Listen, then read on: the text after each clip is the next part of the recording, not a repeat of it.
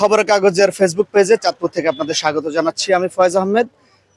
দর্শক, দীর্ঘ ২০ বছর পর চাঁদপুরে আগমন করছেন গণপ্রজাতন্ত্রী বাংলাদেশ সরকারের মাননীয় প্রধানমন্ত্রী জনাব তারেক রহমান। তার আগমনকে ঘিরে প্রশাসন, আইন শৃঙ্খলা বাহিনী ও বিএনপি নেতাকর্মীদের মাঝে ব্যাপক প্রস্তুতি লক্ষ্য করা যাচ্ছে।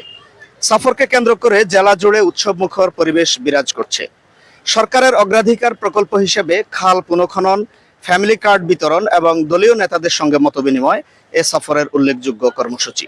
গত কয়েকদিন ধরে এ সফরকে কেন্দ্র করে শাহরাস্তি উপজেলার উয়ারুক খোর্দ খাল এবং সদর উপজেলার ঘোষেরহাট বিশ্বখাল পুনর্খননের উদ্বোধনী স্থান প্রস্তুত করছেন সংশ্লিষ্ট দপ্তরগুলো। একই সঙ্গে চাঁদপুর কুমিল্লা আঞ্চলিক মহাসড়কে অবৈধ স্থাপনা উচ্ছেদ, সড়ক সংস্কার ও সৌন্দর্যবর্ধনের কাজও করা হয়েছে। চাঁদপুর শহরে চলছে পরিষ্কার পরিচ্ছন্নতা কার্যক্রম। সফর উপলক্ষে কর্মসূচি স্থানগুলো বারবার সরকারের বিভিন্ন মন্ত্রী এবং সংসদ সদস্যগণ পরিদর্শন করেছেন। এখানে উল্লেখযোগ্যভাবে বেশ কয়েকবার এই স্থানগুলো পরিদর্শন করেছেন চাঁদপুর জেলা বিএনপি সভাপতি শেখ ফরিদ আহমেদ মানিক এবং চাঁদপুর ৫ আসনের সংসদ সদস্য ও চাঁদপুর জেলা বিএনপির সাবেক সভাপতি ইঞ্জিনিয়ার মমিনুল হক। এছাড়া জেলা প্রশাসক আহমেদ জিয়াউর রহমান ও পুলিশ সুপার মোহাম্মদ রবিউল হাসান সার্বিক কার্যক্রম তদারকি করেছেন। প্রধানমন্ত্রীর সফর সফল করতে গত কয়েকদিন ধরে তৎপর রয়েছে গোয়েন্দা সংস্থা ও অন্যান্য আইন শৃঙ্খলা বাহিনী।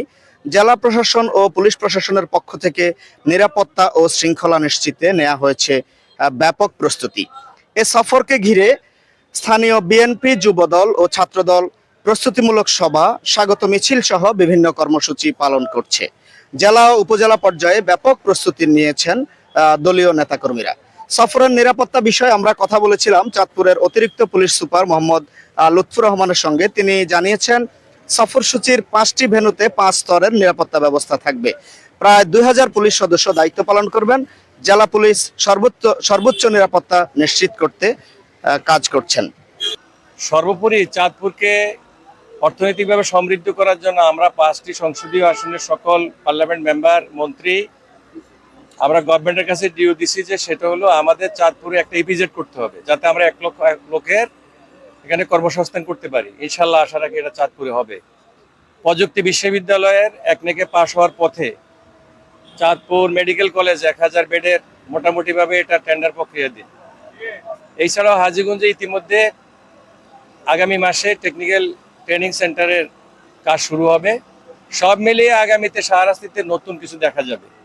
শাহরাস্তি হাজীগঞ্জে আমরা প্রত্যাশা করি মাননীয় প্রধানমন্ত্রীকে আমরা এখানে এনে আমাদের যে সমস্ত উন্নয়নমূলক কাজগুলো দরকার আমরা ওনার কাছে ডিমান্ড করব। মাননীয় প্রধানমন্ত্রীর আগমনকে ঘিরে চাঁদপুরবাসী তাদের যে সকল প্রত্যাশার কথা ব্যক্ত করেছেন, যে সকল প্রত্যাশা চাঁদপুরবাসী রয়েছে, সেগুলো বাস্তবায়ন হলে শিক্ষা, স্বাস্থ্য এবং যোগাযোগ ব্যবস্থা ও দারিদ্র্য বিমোচনে এলাকায় নতুন সম্ভাবনার দ্বার উন্মোচিত হবে। খবরের কাগজ, নিখাত, নির্ভীক, নিরপেক্ষ।